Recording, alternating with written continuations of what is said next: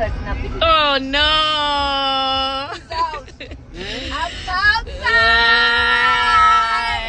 Katambi kano buli donzera bwakatunulako kamuyungula amaziga mangi nnyo nnyini ddala.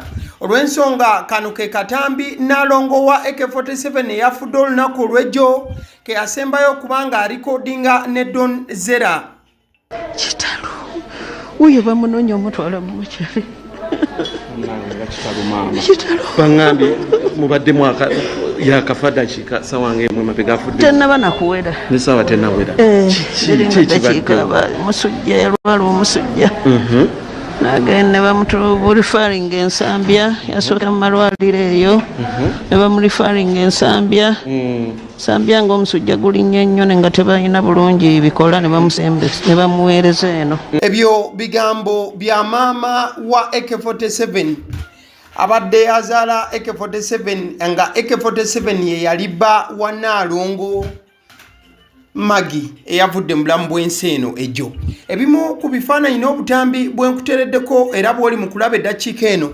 Big credit to Bone Mezaya awo nno babadde bajja mubiri gwa Nalongo AK47 oba Nalongo wa AK47 okuva wali mu ddwaliro nga bakira babadde bagwolekeza mu motoka eya funeral basobole okumutwala wali mu funeral home aterekebwe eyo akolebweko nga bwalina okuteekebwateekebwa bakira nga n'enteekateeka z'okuziika bwe zimalirizibwa.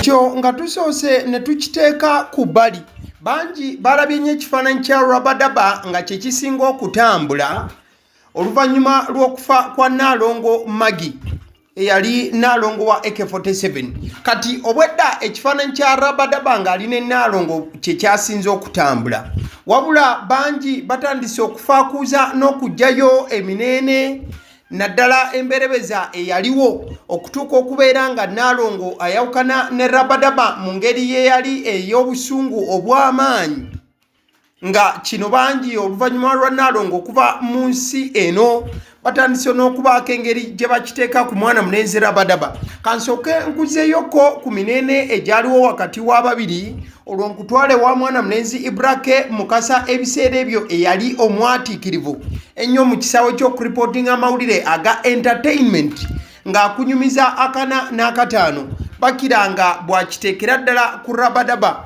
nti osanga ebimu ku byaviiriddeko Nalongo va mu bulamu obw'ensi eno mwabaddemu n'ensonga eziri mental psychological oba nga mmwe abaasoma bwe musobola okutugamba.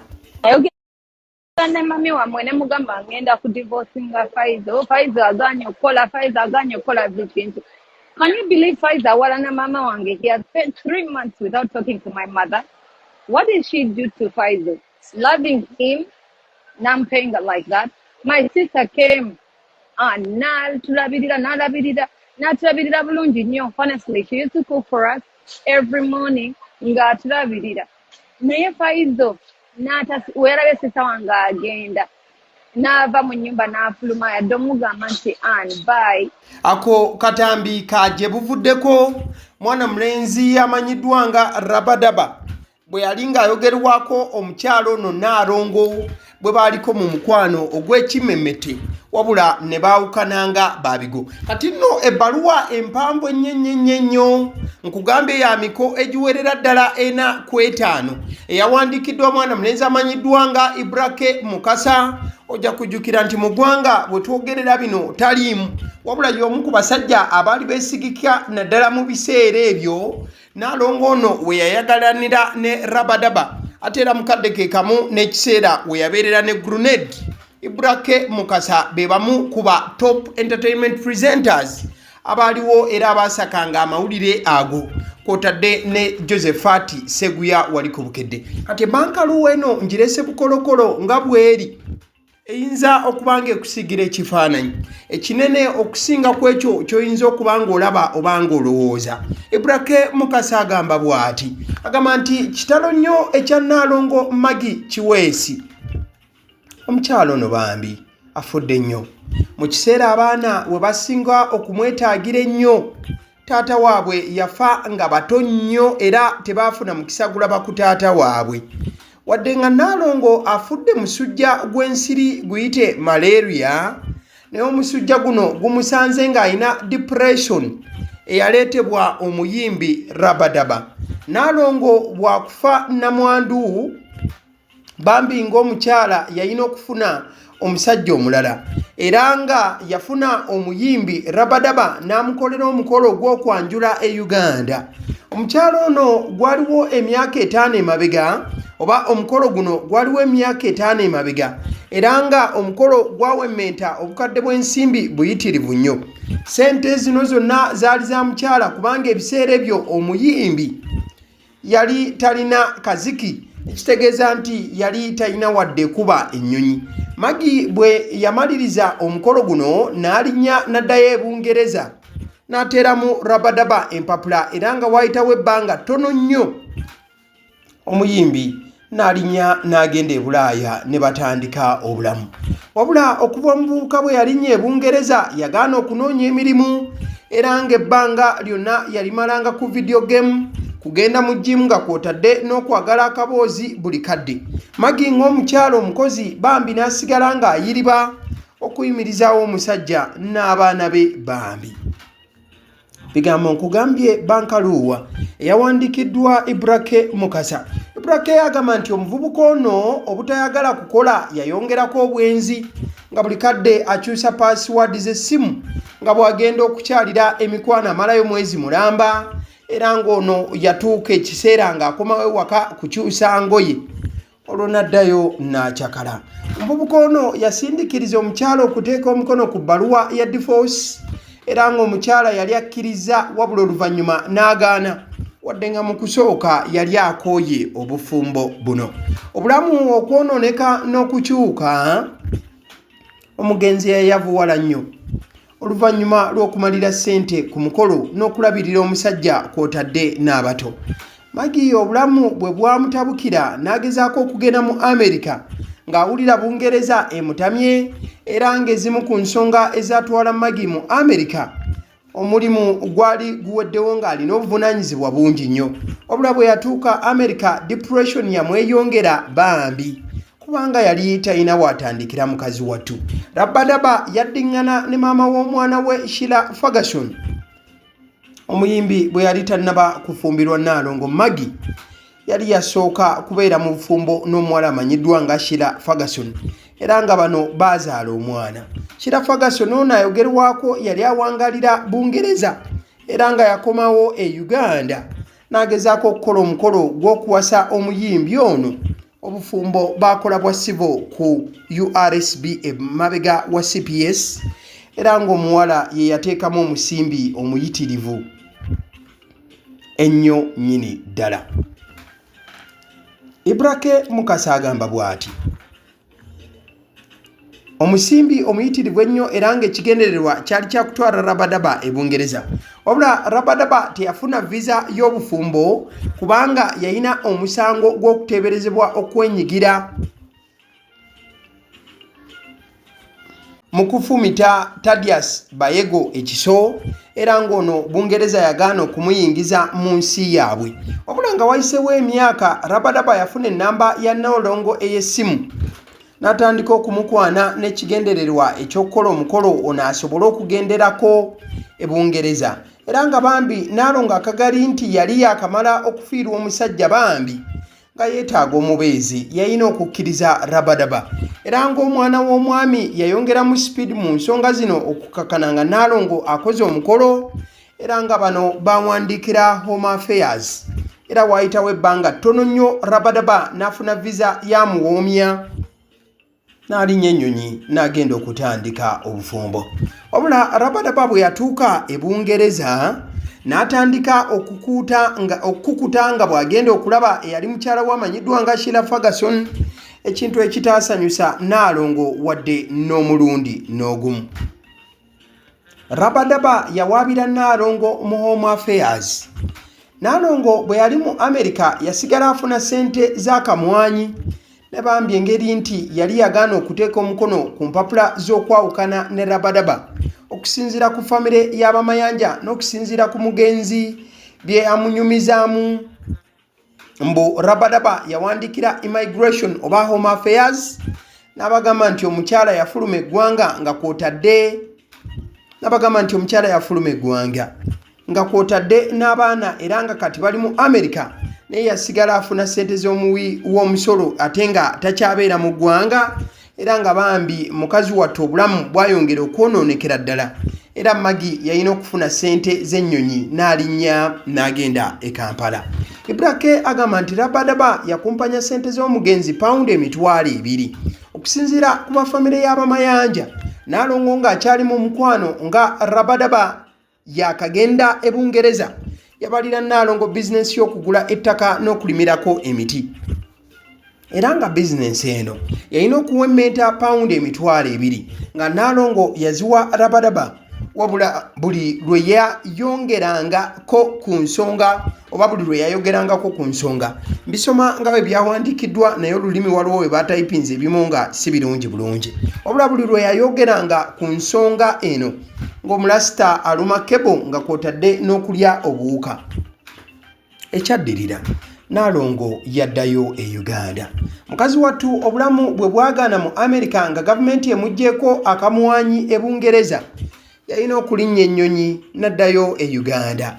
Era nga bwe yatuuka e Kampala yagezaako okugatta obulamu naye nga byasiba bikutuka era nga bikaluba nnyo kubanga abadde yamanyiira obulamu bw'e Bulaaya. Abaana yabazaalira Bulaaya kwegamba nga buli kimu kipya era nga Nalongo abadde talina mulimu ng'agatta bugasi okweyimirizaawo n'okuyimirizaawo obulamu. Nalongo ku depression ne stress okusinziira ku Ibrake Mukasa. Ibrake Mukasa agamba bw'ati okusinziira kw'omu ku bamayanja Nalongo yatandika okufuna depression bwe yakizuula nti Rabadaba yamukozesanga madaala okugenda e Bungereza era nga